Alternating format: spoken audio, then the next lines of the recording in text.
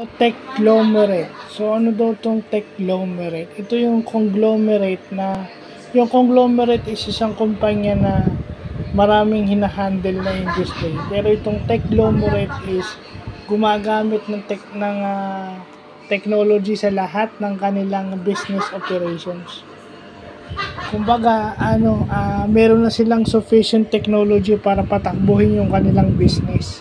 And, pag sinabi mong techlomerate, meron silang mga tao to operate those technology that they have. Kumbaga, meron ng hahawak, pagpapatakbo, mag-aayos ng mga technology meron sila in case masira.